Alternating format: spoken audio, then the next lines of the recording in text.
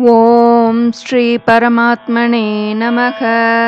अथ चतुर्थोऽध्यायः ज्ञानकर्मसन्न्यासयोगः। श्रीभगवानुवाच इमं विवस्वते योगं प्रोक्तवानहमव्ययं विवस्वान्मनवे प्राह मनुरिक्ष्वाकवे ब्रवीत्। एवं परम्परा प्राप्तम् इमं राजर्षयो विदुः सकाले नेह महता योगो नष्टः परन्तप स एवायं मया तेद्य योगः प्रोक्तः पुरातनः भक्तोऽसि मे सखा चेति रहस्यं ह्येतदुत्तमम्। अर्जुन उवाच अपरं भवतो जन्म परं जन्म विवस्वतः कथमेतद्विजानीयां त्वमादौ प्रोक्तवानिति। श्रीभगवानुवाच बहूनि मे व्यतीतानि जन्मानि तव चार्जुन तान्यहं वेद सर्वाणि न त्वं वेत्त परन्तप अजोऽपि सन्नव्ययात्मा भूतानामीश्वरोऽपि सन् प्रकृतिं स्वामधिष्ठाय सम्भवाम्यात्ममायया यदा यदा हि धर्मस्य ग्लानिर्भवति भारत अभ्युत्थानमधर्मस्य तदात्मानं सृजाम्यहम् परित्राणाय साधूनां विनाशाय च दुष्कृतां धर्म संस्थापनार्थाय संभवामि युगे युगे जन्म कर्म च मे दिव्यम्। एवं यो वेत्ति तत्त्वतः त्यक्त्वा देहं पुनर्जन्म नैति मामेति सोऽर्जुन। वीतरागभयक्रोधा मन्मया मामुपाश्रिताः बहवो ज्ञानतपसा पूता मद्भावमागताः ये यथा मां प्रपद्यन्ते तांस्तथैव भजाम्यहं।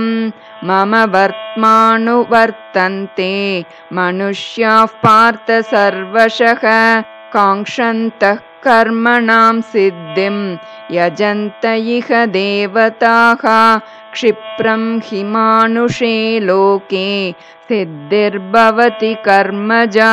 चातुर्वर्ण्यं मया सृष्टं गुणकर्मविभागशः तस्य कर्तारमपि मां विद्य कर्तारमव्ययं।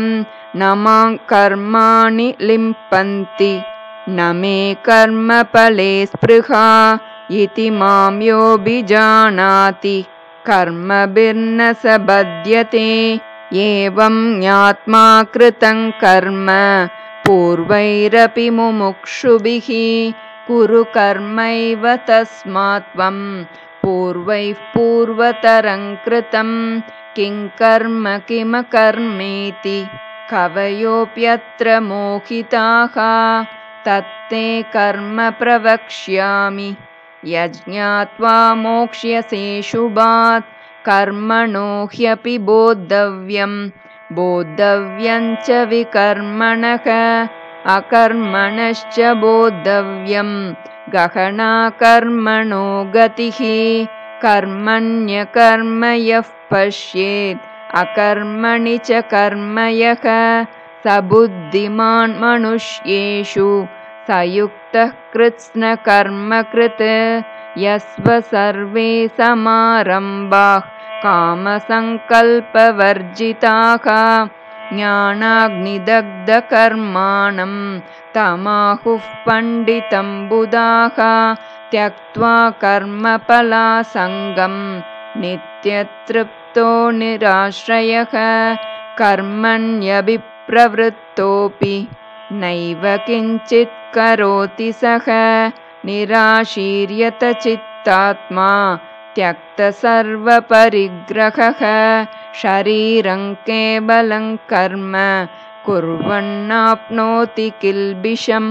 यदृच्छालाभसन्तुष्टो द्वन्द्वातीतो विमत्सरः समसिद्धावसिद्धौ च कृत्वापि न निबध्यते गतसङ्गस्य मुक्तस्य ज्ञानावस्थितचेतसः यज्ञायाचरतः कर्म समग्रं प्रविलीयते ब्रह्मार्पणं ब्रह्महविः ब्रह्माग्नौ ब्रह्मणाहुतं ब्रह्मैव तेन गन्तव्यं ब्रह्मकर्म समाधिना दैवमेवापरे यज्ञं योगिनः पर्युपासते ब्रह्माज्ञावपरे यज्ञं यज्ञेनैवोपजुह्वति श्रोत्रादीनीन्द्रियाण्यन्ये संयमाग्निषु जुह्वति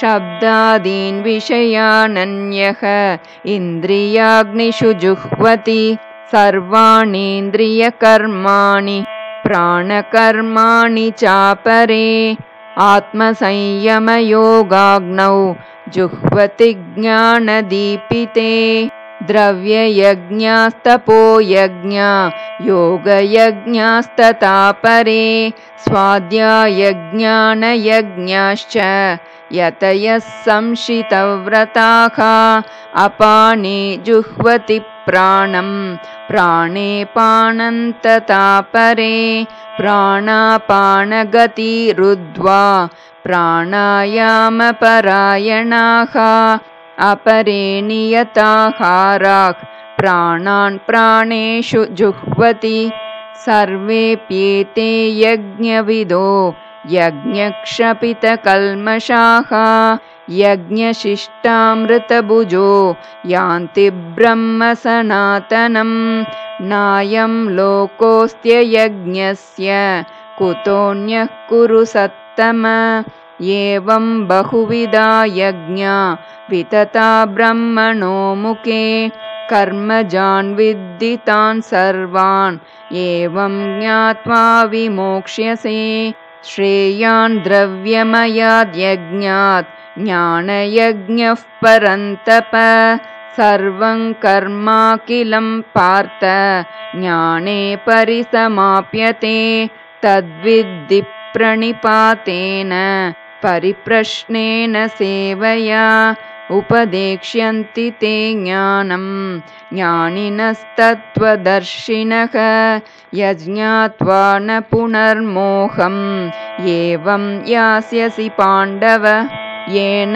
भूतान्यशेषेण द्रक्ष्यस्यात्मन्यतो मयि अपि चेदसि पापेभ्यः सर्वेभ्यः पापकृत्तमः सर्वं ज्ञानप्लवेनैव वृजिनं सन्तरिष्यसि यतैदांसि समिद्धोऽग्निः भस्मसात् कुरुतेऽर्जुन ज्ञानाग्निः सर्वकर्माणि भस्मसात् कुरुते तथा न हि ज्ञानेन सदृशं पवित्रमिह विद्यते तत्स्वयं योगसंसिद्धः कालेनात्मनि विन्दति श्रद्धावान् लभते ज्ञानं तत्परः संयतेन्द्रियः ज्ञानं लब्ध्वा परां शान्तिम् अचिरेणाधिगच्छति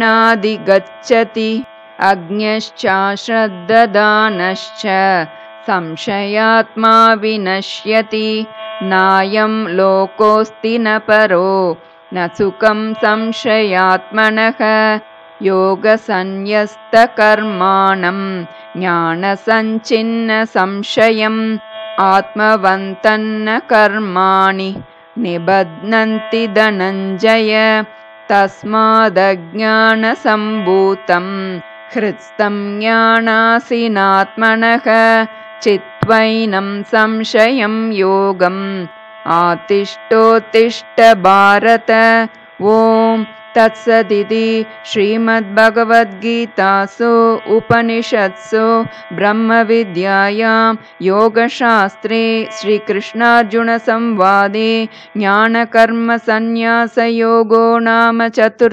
अध्यायः।